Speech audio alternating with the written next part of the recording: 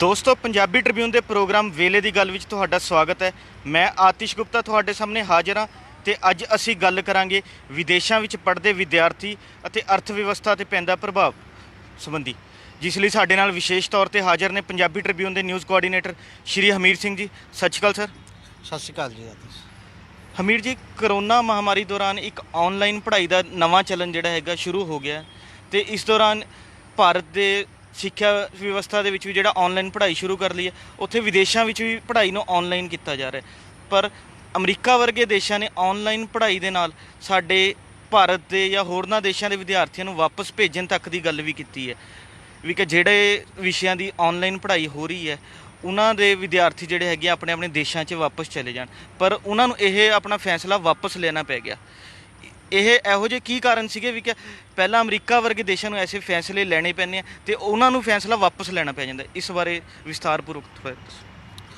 ਇਹਦੇ 'ਚ ਇਹ ਕਾਫੀ ਕੁਝ ਸਾਲਾਂ ਤੋਂ ਇਹ ਰੁਝਾਨ ਬਹੁਤ ਵੱਡੇ ਪੱਧਰ 'ਤੇ ਸਟਾਰਟ ਹੋਇਆ। ਖਾਸ ਤੌਰ 'ਤੇ ਆਈਲੈਟਸ ਦਾ ਜਿਹੜੀ ਪ੍ਰਵਾਨਗੀ ਵੱਖ-ਵੱਖ ਸੰਸਥਾਵਾਂ ਦੇ ਵਿੱਚ ਜਦੋਂ ਮੇਜਰ ਰੂਪ ਦੇ ਵਿੱਚ ਓਪਨ ਹੋ ਗਿਆ ਬਹੁਤ ਜ਼ਿਆਦਾ, ਉਸ ਤੋਂ ਬਾਅਦ ਪਿਛਲੇ ਦਿਨਾਂ ਦੇ ਵਿੱਚ ਇਹ ਚਰਚਾ ਤਾਂ ਜ਼ਿਆਦਾ ਚੱਲਣ ਲੱਗ ਗਈ ਕਿਉਂਕਿ ਅਮਰੀਕਾ ਦੇ ਜਿਹੜਾ ਰਾਸ਼ਟਰਪਤੀ ਆ ਉਹਨੇ ਇਹ ਕਹਿਤਾ ਸੀ ਕਿ ਜਿਹੜੇ ਕੇਵਲ ਆਨਲਾਈਨ ਕਲਾਸਾਂ ਲਾ ਰਹੇ ਨੇ, ਕਲਾਸਰੂਮ 'ਚ ਜਾ ਕੇ ਕਲਾਸ ਜਿਹੜੇ ਵਿਦਿਆਰਥੀਆਂ ਦੀ ਨਹੀਂ ਲੱਗਦੀ ਤੇ ਉਹ ਵਿਦੇਸ਼ਾਂ 'ਚ ਰਹਿੰਦੇ ਨੇ, ਉਹਨਾਂ ਨੂੰ ਇੱਥੇ ਨਹੀਂ ਰਹਿਣ ਦਿੱਤਾ ਜਾਏਗਾ, ਉਹ ਵਾਪਸ ਚਲੇ ਜਾਣ।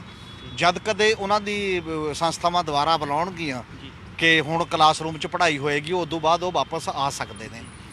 ਔਰ ਇਹਦੇ ਨਾਲ ਇਸ ਕਰਕੇ ਬਹੁਤ ਵੱਡੇ ਪੱਧਰ 'ਤੇ ਚਰਚਾ ਹੋਈ ਕਿਉਂਕਿ ਬਹੁਤ ਵਿਦਿਆਰਥੀ ਸਾਡੇ ਇਹੋ ਜਿਹੇ ਨੇ ਜਿਹੜੇ ਕੇਵਲ ਕਲਾਸਾਂ ਲਾਉਣ ਜਾਂ ਡਿਗਰੀ ਡਿਪਲੋਮਾ ਕਰਨ ਨਹੀਂ ਜਾਂਦੇ, ਜਿਹੜੇ ਉੱਥੇ ਇਸ ਦੇ ਨਾਂ ਦੇ ਉੱਤੇ PR ਲੈਣ ਜਾਂ ਉੱਥੇ ਰਹਿਣ ਜਾਂ ਉੱਥੇ ਕੰਮ ਕਰਨ ਜਾਂ ਉੱਥੇ ਬਾਅਦ ਦੇ ਵਿੱਚ ਵਰਕ ਪਰਮਿਟ ਲੈਣ ਜਾਂਦੇ ਨੇ।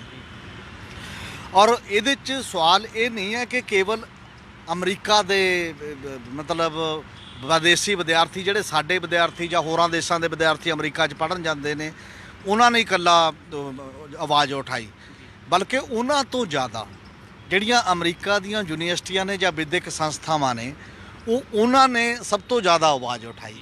ਉਹਦੀ ਵਜ੍ਹਾ ਇਹ ਹੈ ਕਿਉਂਕਿ ਉਹ ਯੂਨੀਵਰਸਿਟੀਆਂ ਜਾਂ ਵਿਦਿਅਕ ਸੰਸਥਾਵਾਂ, ਚਾਹੇ ਉਹ ਅਮਰੀਕਾ ਹੈ ਔਰ ਚਾਹੇ ਉਹ ਕੈਨੇਡਾ ਹੈ, ਨਿਊਜ਼ੀਲੈਂਡ ਹੈ, ਆਸਟ੍ਰੇਲੀਆ ਹੈ, ਸਿੰਗਾਪੁਰ ਹੈ, ਇਹਨਾਂ ਦੀਆਂ ਹੁਣ ਵਿਦਿਅਕ ਸੰਸਥਾਵਾਂ ਵਿਦੇਸ਼ੀ ਸਟੂਡੈਂਟਾਂ ਦੀਆਂ ਫੀਸਾਂ ਦੇ ਆਸਰੇ ਹੀ ਚੱਲਦੀਆਂ ਨੇ ਬਹੁਤ ਵੱਡੇ ਪੱਧਰ ਦੇ ਉੱਤੇ।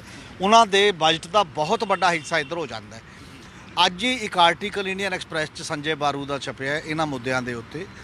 ਉਹਨਾਂ ਦਾ ਇੱਕ ਅੰਦਾਜ਼ਾ ਦਿੱਤਾ ਹੈ ਉਹਨਾਂ ਨੇ ਕਿ ਜਿਹੜਾ ਅਮਰੀਕਾ ਦਾ ਕਮਰਸ ਡਿਪਾਰਟਮੈਂਟ ਹੈ ਉਹਦੀ ਇੱਕ ਰਿਪੋਰਟ ਹੈ, ਉਹ ਇਹ ਕਹਿ ਰਿਹਾ ਹੈ ਕਿ ਅਮਰੀਕਾ ਦੀਆਂ ਇਕੱਲੀਆਂ ਯੂਨੀਵਰਸਿਟੀਆਂ ਦੇ ਵਿੱਚ ਇੱਕ ਸਾਲ ਦੇ ਅੰਦਰ 48 ਅਰਬ ਡਾਲਰ ਵਿਦੇਸ਼ੀ ਵਿਦਿਆਰਥੀ ਜਿਹੜੇ ਨੇ ਉਹ ਫੀਸਾਂ ਦੇ ਰੂਪ ਦੇ ਵਿੱਚ ਦਿੰਦੇ ਨੇ ਔਰ ਉਹਦੇ 'ਚ ਲਗਭਗ 13 ਅਰਬ ਡਾਲਰ ਕੇਵਲ ਭਾਰਤੀ ਵਿਦਿਆਰਥੀਆਂ ਦਾ ਸਾਲ ਦੇ ਵਿੱਚ ਜਿਹੜਾ ਜਾਂਦਾ ਹੈ ਉਸ ਪੱਧਰ ਦੇ ਉੱਤੇ।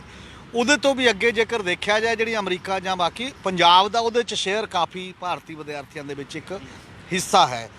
ਔਰ ਜੇਕਰ ਇਹ ਦੱਸਿਆ ਜਾਵੇ ਇਹ ਕਿਹੜੀ ਤਾਦਾਦ ਨਾਲ ਵੱਧ ਰਿਹਾ ਹੈ, ਇਹ ਇਸ ਤਾਦਾਦ ਨਾਲ ਵੱਧ ਰਿਹਾ ਹੈ ਕਿ 2009 ਤੋਂ 2014 ਦੇ ਜਿਹੜੇ 5 ਸਾਲ ਨੇ ਭਾਰਤ ਦੇ ਵਿੱਚੋਂ ਜਿਹੜੇ ਵਿਦਿਆਰਥੀ ਜਾ ਰਹੇ ਸੀ ਉਹ ਲਗਭਗ 1 ਅਰਬ ਡਾਲਰ ਦੇ ਨੇੜੇ ਫੀਸ ਦਿੰਦੇ ਸੀ। 2014 ਤੋਂ ਲੈ ਕੇ 5 ਸਾਲ ਜਿਹੜੇ ਅਗਲੇ ਨੇ 2019 ਤੱਕ ਉਹ ਲਗਭਗ 11 ਅਰਬ ਡਾਲਰ ਫੀਸ ਦੇਣ ਲੱਗੇ। ਕਿੰਨੀ ਤੇਜ਼ੀ ਦੇ ਨਾਲ ਉਹ ਜਿਹੜਾ ਜਾ ਰਿਹਾ ਪੈਸਾ ਹੈ ਸਾਡਾ ਉਹ ਉੱਥੇ ਜਾ ਰਿਹਾ। ਉਹਦੇ ਕਰਕੇ ਜਿਹੜੀਆਂ ਯੂਨੀਵਰਸਿਟੀਆਂ ਦੀਆਂ ਅਮਰੀਕਾ ਦੀਆਂ ਯੂਨੀਵਰਸਿਟੀਆਂ ਦੀਆਂ ਵੱਖ-ਵੱਖ ਸੂਬਿਆਂ ਦੀਆਂ ਯੂਨੀਵਰਸਿਟੀਆਂ ਦੀਆਂ ਅਤੇ ਬਾਕੀ ਪ੍ਰਾਈਵੇਟ ਯੂਨੀਵਰਸਿਟੀਆਂ ਦੀਆਂ, ਚਾਹੇ ਉਹ ਸਰਕਾਰੀ ਨੇ ਪ੍ਰਾਈਵੇਟ ਨੇ, ਉਹਨਾਂ ਦੇ ਪ੍ਰਬੰਧਕਾਂ ਨੇ ਦਬਾਅ ਬਣਾਇਆ ਕਿ ਤੁਸੀਂ ਇਹ ਫੈਸਲਾ ਕਰਕੇ, ਕਿਉਂਕਿ ਜੇ ਆਨਲਾਈਨ ਉਹ ਵਿਦਿਆਰਥੀ ਆ ਜਾਂਦੇ ਨੇ, ਅਮਰੀਕਾ ਨੇ ਇਹ ਵੀ ਉਹਨਾਂ ਯੂਨੀਵਰਸਿਟੀਆਂ ਨੇ ਮਤਲਬ ਪਹਿਲਾਂ ਹੀ ਇਸ ਕਰੋਨਾ ਤੋਂ ਵੀ ਪਹਿਲਾਂ ਉਹਨਾਂ ਨੇ ਆਨਲਾਈਨ ਕੋਰਸ ਵੀ ਸ਼ੁਰੂ ਦਿੱਤੇ ਹੋਏ ਨੇ। ਆਨਲਾਈਨ ਕੋਰਸ ਦੁਨੀਆ ਦੇ ਵਿੱਚ ਕਿਤੇ ਵੀ ਬੈਠ ਕੇ ਤੁਸੀਂ ਕਰ ਸਕਦੇ ਹੋ ਉਸ ਤਰੀਕੇ ਦਾ, ਪਰ ਆਨਲਾਈਨ ਨੂੰ ਬਹੁਤ ਜ਼ਿਆਦਾ ਉਹਨਾਂ ਦਿਆਂ ਨੂੰ ਸਾਡੇ ਦੇਸ਼ਾਂ ਦੇ ਵਿੱਚੋਂ ਹੁੰਗਾਰਾ ਨਹੀਂ ਮਿਲਿਆ। ਉਹਦੇ ਪਿੱਛੇ ਕਾਰਨ ਇਹ ਹੈ ਕਿ ਉਹ ਆਨਲਾਈਨ ਹੁੰਗਾਰਾ ਇਸ ਕਰਕੇ ਨਹੀਂ ਮਿਲਿਆ ਕਿਉਂਕਿ ਸਾਡੇ ਵਿਦਿਆਰਥੀਆਂ ਦਾ ਬਹੁਤ ਵੱਡਾ ਹਿੱਸਾ ਜਿਹੜਾ ਕੇਵਲ ਉੱਚ ਪੜ੍ਹਾਈ ਲਈ ਨਹੀਂ ਜਾਂਦਾ, ਉਹ ਜ਼ਿਆਦਾਤਰ ਉਸ ਨੂੰ ਆਧਾਰ ਬਣਾ ਕੇ ਉਹਨਾਂ ਦੇਸ਼ਾਂ ਦੇ ਵਿੱਚ ਰਹਿਣ ਲਈ ਜਾਂਦਾ ਹੈ, ਉਹਨਾਂ ਦੇਸ਼ਾਂ ਦੀ PR ਲੈਣ ਜਾਂਦਾ ਹੈ, ਉਹਨਾਂ ਦੇਸ਼ਾਂ ਦੇ ਵਿੱਚ ਮਤਲਬ ਨਾਗਰਿਕਤਾ ਲੈਣ ਜਾਂਦਾ ਤਾਂ ਕਿ ਪੱਕੇ ਤੌਰ 'ਤੇ ਉੱਥੇ ਵਸ ਜਾਇਆ ਜਾਵੇ। ਮੈਂ ਹਮੀਰ ਸਿੰਘ ਜੀ ਤੁਹਾਨੂੰ ਵਿੱਚ ਹੀ ਟੋਕਣਾ ਚਾਹਾਂਗਾ ਵੀ ਕਿ ਅੱਜ ਭਾਰਤ ਦੇਸ਼ ਦਾ ਕਹਿ ਲਓ ਉੱਚ ਪੰਜਾਬ ਦਾ ਹਿੱਸਾ ਬਹੁਤ ਜ਼ਿਆਦਾ ਹੈ ਵੀ ਕਿ ਬਹੁਤ ਵੱਡੀ ਗਿਣਤੀ 'ਚ ਨੌਜਵਾਨ ਵਿਦੇਸ਼ਾਂ ਵੱਲ ਜਾ ਰਹੇ ਨੇ। ਇਹਦਾ ਆਉਣ ਵਾਲੇ ਭਵਿੱਖ ਦੇ ਵਿੱਚ ਜਿਹੜਾ ਹੈਗਾ ਭਾਰਤ ਦੀ ਅਰਥ ਵਿਵਸਥਾ ਤੇ ਭਾਰਤ ਦੀ ਪੋਪੂਲੇਸ਼ਨ ਤੇ ਕੀ ਪ੍ਰਭਾਵ ਪਵੇ? ਉਹਦੇ 'ਚ ਬੜਾ ਨਾਰਮਲ ਜੀ ਗੱਲ ਹੁੰਦੀ ਹੈ ਕਿ ਤੁਸੀਂ ਦੇਖੋ ਕਿ ਜੇ ਲਗਭਗ 13 ਅਰਬ ਡਾਲਰ ਭਾਰਤ 'ਚੋਂ ਜਾਂਦਾ ਜਾਂ ਉਹਦਾ ਹਿੱਸਾ ਜੇ ਪੰਜਾਬ ਦਾ ਆਪਾਂ ਸਭ ਤੋਂ ਬਹੁਤ ਜ਼ਿਆਦਾ ਵਿਦਿਆਰਥੀ ਜਾਂਦੇ ਨੇ, ਜੇਕਰ ਆਪਾਂ ਮਤਲਬ ਉਹਦੇ 'ਚ 20% ਵੀ ਲਾਈਏ 25% ਵੀ ਲਾਈਏ ਤਾਂ ਵੀ ਲਗਭਗ 3 ਅਰਬ ਡਾਲਰ ਪੰਜਾਬ ਦੇ ਵਿੱਚੋਂ ਜਾਂਦਾ ਹੈ ਇਕੱਲਾ ਇੱਕ ਸਾਲ ਦੇ ਵਿੱਚ ਫੀਸ ਦੇ ਰੂਪ ਦੇ ਵਿੱਚ ਹੀ। ਇਕੱਲਾ ਫੀਸ ਨਹੀਂ ਦੇਖਦੇ, ਜੇ ਇਹਨੂੰ ਹੋਰ ਵੀ ਜ਼ਿਆਦਾ ਵਧਾ ਕੇ ਅੱਗੇ ਦੇਖੀਏ ਕਿ ਜਿਹੜੇ ਬੰਦੇ ਪਹਿਲਾਂ ਗਏ ਨੇ ਇੱਕ ਜ਼ਮਾਨੇ ਤੱਕ ਉੱਥੋਂ ਪੈਸਾ ਕਮਾ ਕੇ ਬਾਹਰ ਭੇਜਦੇ ਸੀ, ਹੁਣ ਨਾ ਕੇਵਲ ਇਕੱਲੀ ਫੀਸ ਜਾਂਦੀ ਹੈ ਤੇ ਸਾਡਾ ਹੁਨਰ ਵੀ ਜਾਂਦਾ ਹੈ ਤੇ ਸਾਡਾ ਟੈਲੈਂਟ ਜਾ ਰਿਹਾ, ਸਾਡਾ ਬ੍ਰੇਨ ਡਰੇਨ ਹੋ ਰਿਹਾ ਤੇ ਇਹਦੇ ਨਾਲ ਜੁੜ ਕੇ ਹੁਣ ਜ਼ਮੀਨਾਂ ਦੇ ਠੇਕੇ ਵੀ ਜਾ ਰਹੇ ਨੇ ਕਿ ਜਿਹੜੇ 2-2 3-3 ਪੀੜ੍ਹੀਆਂ ਤੋਂ ਬੰਦੇ ਉੱਥੇ ਰਹਿੰਦੇ ਨੇ ਉਹ ਤਾਂ ਜ਼ਮੀਨਾਂ ਵੇਚ ਕੇ ਹੀ ਜਾਣ ਲੱਗ ਗਏ ਹੁਣ। ਤੇ ਜਿਹੜੇ ਅਜੇ ਵੀ ਉੱਥੇ ਰਹਿੰਦੇ ਨੇ ਉੱਥੇ ਪੀਆਰਸ਼ਿਪ ਮਿਲ ਗਈ, ਉਹ ਜਿੰਨਾ ਠੇਕਾ ਜਾਂਦਾ ਉਹ ਵੀ ਜ਼ਮੀਨਾਂ ਦੇ ਨੇੜੇ, ਉਹ ਵੀ ਫੀਸਾਂ ਦੇ ਨੇੜੇ ਤੇੜੇ ਦੀ ਉਹ ਫਿਗਰ ਹੋਏਗੀ। ਅਜੇ ਇੱਕ ਕੋਈ ਪੱਕੀ ਇਹਦੇ ਤੇ ਅਧਿਐਨ ਨਹੀਂ, ਕੋਈ ਸਟੱਡੀ ਨਹੀਂ ਹੋਇਆ ਕਿ ਉਹ ਕਿੰਨਾ ਜਾਂਦਾ ਹੈ, ਪਰ ਜੇ ਪੰਜਾਬ ਦੇ ਵਿੱਚ ਤੁਸੀਂ ਗਰਾਊਂਡ ਤੇ ਜ਼ਮੀਨ ਤੇ ਦੇਖਦੇ ਹੋ ਤਾਂ ਬਹੁਤ ਵੱਡੀ ਅਮਾਊਂਟ ਹੈ। ਇਹਦੇ ਨਾਲ ਫਰਕ ਕੀ ਪੈਂਦਾ? ਇਹਦੇ ਨਾਲ ਫਰਕ ਇਹ ਪੈਂਦਾ ਹੈ ਕਿ ਸਾਡੀਆਂ ਨਾ ਕੇਵਲ ਸਾਡੇ ਉਹ ਬੱਚੇ ਜਿਨ੍ਹਾਂ ਨੇ ਇੱਥੇ ਸਿਆਸਤ ਦੇ ਵਿੱਚ, ਜਿਨ੍ਹਾਂ ਨੇ ਇੱਥੇ ਨੌਕਰੀਆਂ ਦੇ ਵਿੱਚ, ਜਿਨ੍ਹਾਂ ਨੇ ਇੱਥੇ ਵੱਖ-ਵੱਖ ਸਮਾਜਿਕ ਖੇਤਰ ਦੇ ਵਿੱਚ ਭੂਮਿਕਾ ਨਿਭਾਉਣੀ ਸੀ, ਜਿਹੜੇ ਹੁਨਰਮੰਦ ਬੰਦੇ ਨੇ ਤੇ ਜਿਨ੍ਹਾਂ ਕੋਲ ਟੈਲੈਂਟ ਹੈ, ਜਿਨ੍ਹਾਂ ਕੋਲ ਦਿਮਾਗ ਵੀ ਹੈ, ਉਹ ਇੱਥੇ ਰਹਿਣੇ ਸੀ, ਉਹਨੇ ਇੱਥੇ ਭੂਮਿਕਾ ਨਿਭਾਉਣੀ ਸੀ, ਉਹ ਸਾਰੇ ਬਾਹਰ ਜਾ ਰਹੇ ਨੇ। ਦੂਜੀ ਗੱਲ ਇਹਦੇ ਨਾਲ ਇਹ ਫਰਕ ਪੈ ਰਿਹਾ ਕਿ ਜਿਹੜਾ ਉਹ ਪੈਸਾ ਸੀ ਅਰਬਾਂ ਡਾਲਰ, ਉਹ ਅਰਬਾਂ ਡਾਲਰ ਇੱਥੋਂ ਦੇ ਵਿਦਿਅਕ ਢਾਂਚੇ ਦੇ ਵਿੱਚ ਲੱਗਣਾ ਸੀ ਤੇ ਇਸ ਵਿਦਿਅਕ ਢਾਂਚੇ 'ਚ ਲੱਗਣ ਦੇ ਲਈ ਇੱਥੋਂ ਦੀਆਂ ਯੂਨੀਵਰਸਿਟੀਆਂ, ਇੱਥੋਂ ਦੇ ਕਾਲਜ, ਇੱਥੋਂ ਦੇ ਸਕੂਲ ਵਿਕਸਿਤ ਹੋਣੇ ਸੀ। ਉਸ ਮਾਮਲੇ ਦੇ ਵਿੱਚ ਉਹ ਨਹੀਂ ਹੋ ਰਹੇ। ਹੁਣ ਸਾਡੇ ਕੀ ਹੋ ਰਿਹਾ ਕਿ ਸਰਕਾਰਾਂ ਨੇ ਸਾਡੀਆਂ ਨੇ ਨਾ ਤਾਂ ਇੱਥੇ ਪਾਏਦਾਰ ਮਤਲਬ ਕੋਈ ਇਸ ਲੈਵਲ ਦੀਆਂ ਵਿਦਿਅਕ ਸੰਸਥਾਵਾਂ ਖੜੀਆਂ ਕੀਤੀਆਂ ਜਿਹੜੀਆਂ 'ਚ ਲੋਕ ਜਾਣ ਤੇ ਉੱਥੋਂ ਉਸ ਲੈਵਲ ਦੀ ਪੜ੍ਹਾਈ ਕਰਕੇ ਬਾਹਰ ਆ ਜਾਣ, ਨਾ ਸਾਡੇ ਰੁਜ਼ਗਾਰ ਦੀ ਕੋਈ ਉਹੋ ਜਿਹੀ ਗਰੰਟੀ ਦਿਖਾਈ ਦਿੰਦੀ ਹੈ ਕਿ ਹਾਂ ਬੰਦਿਆਂ ਨੂੰ ਉਮੀਦ ਬੱਝੇ ਕਿ ਅਸੀਂ ਇੱਥੋਂ ਪੜ੍ਹ ਕੇ ਜਾਵਾਂਗੇ ਤੇ ਸਾਨੂੰ ਕੱਲ੍ਹ ਨੂੰ ਸਾਡਾ ਭਵਿੱਖ ਸੁਰੱਖਿਅਤ ਹੈ, ਤੇ ਨਾ ਸਾਡੇ ਕੋਈ ਇਹੋ ਜਿਹਾ ਅਮਨ ਕਾਨੂੰਨ ਜਾਂ ਬਾਕੀ ਦੀਆਂ ਸਿਚੁਏਸ਼ਨ ਨੇ ਕਿ ਸਾਡੇ ਕੋਈ ਕਾਨੂੰਨ ਦਾ ਰਾਜ ਠੀਕ ਤਰੀਕੇ ਨਾਲ ਚੱਲਦਾ ਹੋਵੇ, ਲੋਕਾਂ ਨੂੰ ਲੱਗੇ ਕਿ ਕੱਲ੍ਹ ਨੂੰ ਪੁਲਿਸ ਫੜ ਕੇ ਜਿਹਦੇ ਤੇ ਮਰਜ਼ੀ ਜੂਏ ਪੀਏ ਨਹੀਂ ਲਾ ਦੂਗੀ, ਕੱਲ੍ਹ ਨੂੰ ਜਿਹਦੇ ਤੇ ਮਰਜ਼ੀ ਕੋਈ ਪਰਚਾ ਦਰਜ ਨਹੀਂ ਕਰ ਦੂਗੀ। ਇੱਥੇ ਕਾਨੂੰਨ ਦਾ ਰਾਜ ਚੱਲ ਰਿਹਾ ਹੈ, ਜਿਹੜਾ ਕਿ ਕਾਨੂੰਨ ਤਾਨਾਸ਼ਾਹ ਕਾਨੂੰਨ ਨਹੀਂ ਬਣਨਗੇ, ਜਿਹੜੇ ਲੋਕਾਂ ਦੇ ਜਮਹੂਰੀ ਹੱਕ ਨੇ ਉਹਨਾਂ ਦੇ ਨਾਲ ਸਮਝੌਤਾ ਨਹੀਂ ਕੀਤਾ ਜਾਏਗਾ। ਉਹ ਡਰ ਤੇ ਬਾਕੀ ਦੀਆਂ ਸਾਰੀਆਂ ਚੀਜ਼ਾਂ ਉਸ ਪਾਸੇ ਨੇ। ਇਹ ਉਹੋ ਜਿਹੀ ਹੈ, ਜੇ ਮੈਂ ਇੱਕ ਮਿਸਾਲ ਦੇਵਾਂ, ਜਿਵੇਂ ਸਾਡੀਆਂ ਸਰਕਾਰਾਂ ਨੇ, ਪੰਜਾਬ ਨੇ ਵੀ ਔਰ ਦੇਸ਼ ਨੇ ਵੀ ਬੀਮਾ ਪਾਲਿਸੀਆਂ ਸ਼ੁਰੂ ਕੀਤੀਆਂ ਨੇ, ਸਿਹਤ ਬੀਮਾ ਪਾਲਿਸੀ, ਔਰ ਉਹਦੇ 'ਚ ਕੀ ਕੀਤਾ ਹੋਇਆ ਕਿ ਤੁਸੀਂ ਸਾਰੇ ਪ੍ਰਾਈਵੇਟ ਹਸਪਤਾਲ ਵੀ ਕਿੰਨੇ ਹੀ ਨੇ ਜਿਹੜੇ ਇਨਪੈਨਲ ਕਰਤੇ ਕਿ ਤੁਸੀਂ ਇਹਨਾਂ 'ਚ ਵੀ ਇਲਾਜ ਕਰਾ ਸਕਦੇ ਹੋ ਕੈਸ਼ਲੈਸ, ਤੇ ਨਾਲ ਗੌਰਮੈਂਟ ਹਸਪਤਾਲ ਹੈਗੇ ਹੀ ਨੇ, ਤਾਂ ਲੋਕ ਉਹਨਾਂ ਗੌਰਮੈਂਟ ਹਸਪਤਾਲਾਂ ਦੇ ਵਿੱਚ ਕਿਉਂ ਜਾਣਗੇ ਬੀਮੇ ਵਾਲੇ? ਔਰ ਪ੍ਰਾਈਵੇਟ ਹਸਪਤਾਲ ਆਪਦੇ ਬੰਦੇ ਭੇਜ ਕੇ ਇਹੋ ਜਿਹੇ ਜਿਹੜੇ ਮਰੀਜ਼ ਨੇ ਉਹਨਾਂ ਨੂੰ ਲਿਆਉਂਦੇ ਨੇ ਫਟਾਫਟ ਕਰਕੇ ਵੀ ਤੂੰ ਸਾਡੇ ਆ, ਅਸੀਂ ਤੇਰਾ ਆਪਰੇਸ਼ਨ ਕਰਦੇ ਹਾਂ, ਜਿਹਦਾ ਗੋਡਾ ਨਹੀਂ ਵੀ ਬਦਲਣ ਵਾਲਾ ਉਹ ਵੀ ਬਦਲ ਦਿੰਦੇ ਨੇ, ਜਿਹਦਾ ਮਰਜ਼ੀ ਹੈ। ਉਹ ਸਾਰਾ ਪੈਸਾ ਜਿਹੜਾ ਸਿਹਤ ਖੇਤਰ ਦੇ ਵਿੱਚ ਸਾਡੀਆਂ ਸਰਕਾਰੀ ਸਿਹਤ ਸੰਸਥਾਵਾਂ ਨੂੰ ਮਜ਼ਬੂਤ ਕਰਨ ਤੇ ਲੱਗਦਾ ਹੈ, ਉਹ ਸਾਰਾ ਪ੍ਰਾਈਵੇਟ ਖਾਤੇ ਪੈ ਰਿਹਾ। ਈਵਨ ਕੈਂਸਰ ਦਾ ਫੰਡ ਹੈ ਪੰਜਾਬ ਗੌਰਮੈਂਟ ਨੇ ਬਣਾਇਆ, ਉਹਦਾ ਬਹੁਤ ਵੱਡਾ ਹਿੱਸਾ ਪ੍ਰਾਈਵੇਟ ਹਸਪਤਾਲਾਂ ਕੋਲ ਚਲਾ ਗਿਆ। ਮਰੀਜ਼ਾਂ ਨੂੰ ਕਿੰਨਾ ਲਾਭ ਹੋਇਆ ਨਹੀਂ ਹੋਇਆ, ਉਹਨੂੰ ਕਿੰਨਾ ਉਹਦੇ 'ਚੋਂ ਮਿਲਿਆ, ਇਹ ਕੋਈ ਸਟੱਡੀ ਨਹੀਂ, ਕੋਈ ਅਧਿਐਨ ਨਹੀਂ, ਪਰ ਉਹਨਾਂ ਦੀਆਂ ਤਿਜੋਰੀਆਂ ਜਿਹੜੀਆਂ ਭਰ ਗਈਆਂ ਨੇ। ਇਹਦੇ ਕਰਕੇ ਸਾਡਾ ਸਿਹਤ ਸਿਸਟਮ ਵੀ ਗਿਰਾਵਟ ਦੇ ਵਿੱਚ ਹੈ, ਸਾਡੀਆਂ ਵਿਦਿਅਕ ਸੰਸਥਾਵਾਂ ਦੀ ਵੀ ਦੁਨੀਆ ਦੀਆਂ 300 ਪਹਿਲੀਆਂ ਯੂਨੀਵਰਸਿਟੀਆਂ ਜਿਹੜੀਆਂ ਮੰਨੀਆਂ ਜਾਂਦੀਆਂ ਨੇ ਟੌਪ ਦੀਆਂ ਨੇ, ਸਾਡੇ ਦੇਸ਼ ਕੋਲ ਇੱਕ ਵੀ ਨਹੀਂ ਹੈ, ਉਹਨਾਂ 'ਚ ਸ਼ਾਮਲ ਨਹੀਂ ਹੈ। ਤਾਂ ਫਿਰ ਕਿਉਂ ਇਹ ਜਿਹੜੀਆਂ ਚੀਜ਼ਾਂ ਨੇ ਇਹਦਾ ਲਗਾਤਾਰ ਜਿਵੇਂ ਕਹਿੰਦੇ ਇੱਕ ਦਾ ਅਸਰ, ਦੂਜੇ ਦਾ ਅਸਰ, ਤੀਜੇ ਦਾ ਅਸਰ ਲਗਾਤਾਰ ਪੈ ਰਿਹਾ।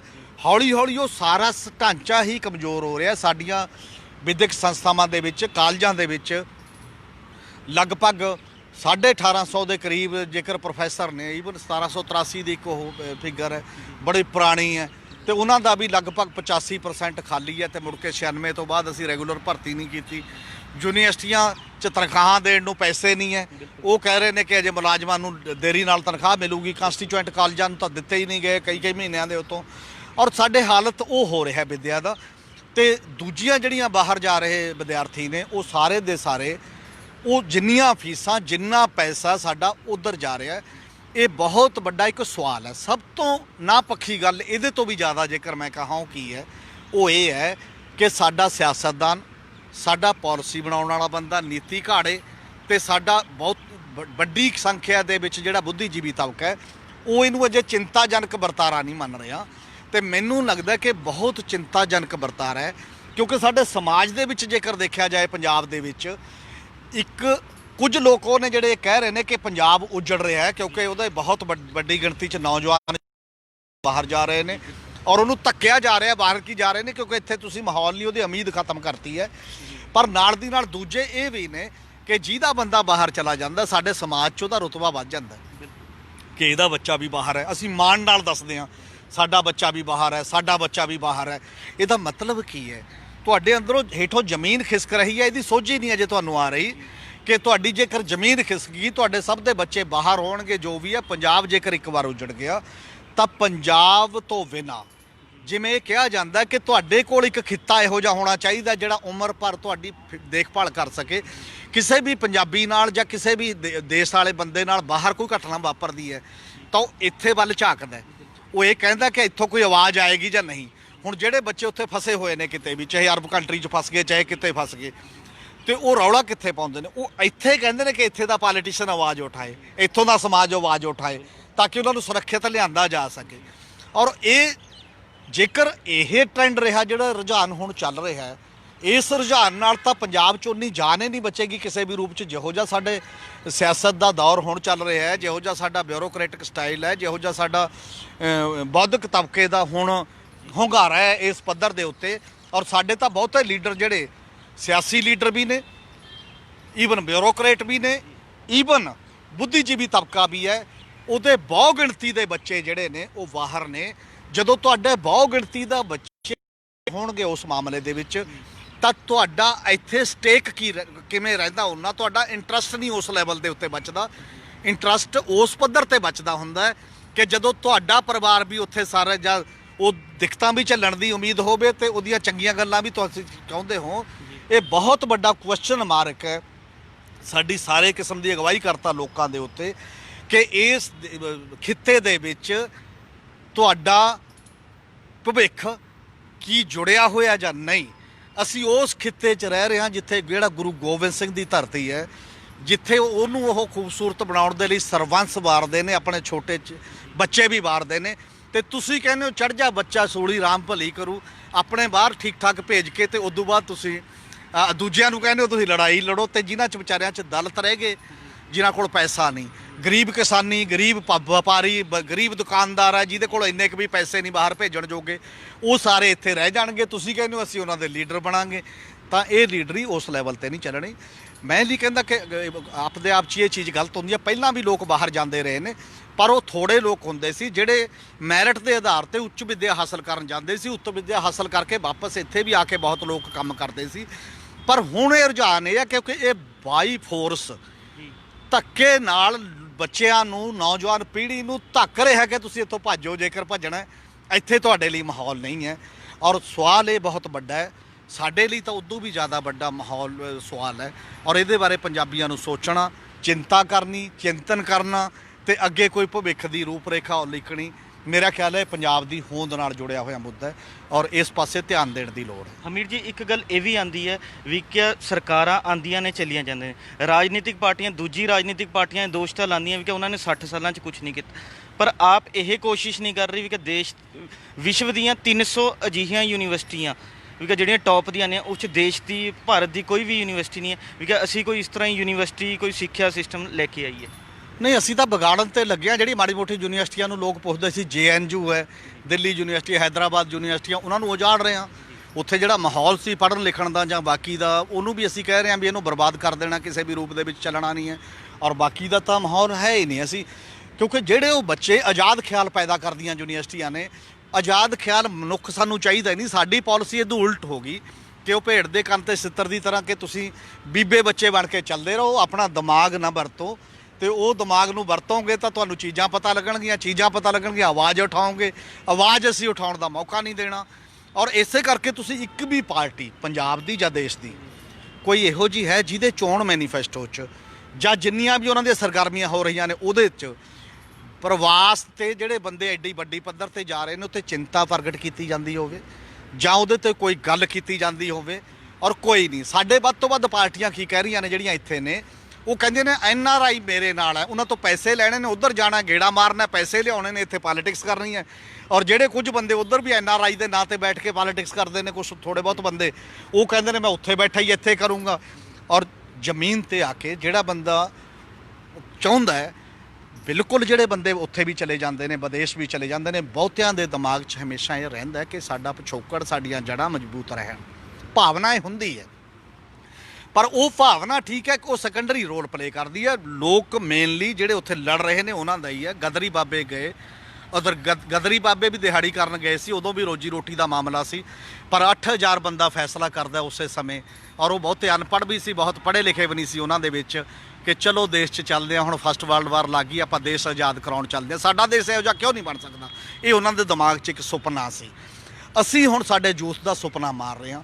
ਜਦੋਂ ਸੁਪਨਾ ਮਰਦਾ, ਸੁਪਨੇ ਲਈ ਲੋਕ ਤਿਆਗ ਕਰਦੇ ਨੇ, ਕੁਰਬਾਨੀ ਕਰਦੇ ਨੇ, ਸੁਪਨੇ ਲਈ ਲੋਕ ਜੱਦੋ ਜਹਿਦਾਂ ਕਰਦੇ ਨੇ।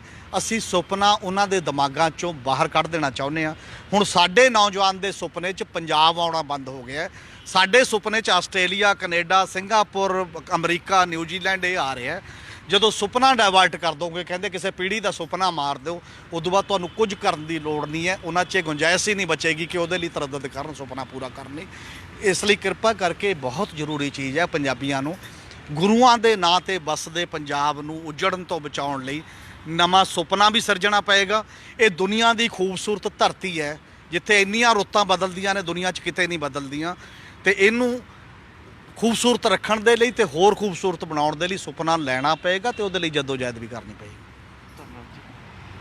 ਇਹ ਸਨ ਪੰਜਾਬੀ ਟ੍ਰਿਬਿਊਨ ਦੇ ਨਿਊਜ਼ ਕੋਆਰਡੀਨੇਟਰ ਸ਼੍ਰੀ ਹਮੀਰ ਸਿੰਘ ਜੀ, ਜਿਨ੍ਹਾਂ ਨੇ ਬਹੁਤ ਹੀ ਵਧੀਆ ਤਰੀਕੇ ਤੋਂ ਸਾਨੂੰ ਦੱਸਿਆ ਵੀ ਕਿ ਭਾਰਤ ਦੇਸ਼ ਦਾ ਨੌਜਵਾਨ ਵਿਦੇਸ਼ਾਂ ਵੱਲ ਤੁਰੀ ਜਾ ਰਿਹਾ ਤੇ ਆਉਣ ਵਾਲੇ ਟਾਈਮ ਦੇ ਵਿੱਚ ਜਿਹੜਾ ਪੰਜਾਬ ਹੈਗਾ ਨੌਜਵਾਨਾਂ ਤੋਂ ਖਾਲੀ ਹੋ ਜਾਵੇਗਾ। ਉਰੇ ਕੋਈ ਵੀ ਨੌਜਵਾਨ ਨਹੀਂ ਦਿਖਾਈ ਦੇਵੇਗਾ ਤੇ ਸਰਕਾਰਾਂ ਇਸ ਵੱਲ ਕੋਈ ਧਿਆਨ ਨਹੀਂ ਦੇ ਰਹੀਆਂ, ਜਦਕਿ ਸਰਕਾਰਾਂ ਨੂੰ ਇਸ ਵੱਲ ਧਿਆਨ ਦੇਣ ਦੀ ਬਹੁਤ ਲੋੜ ਹੈ।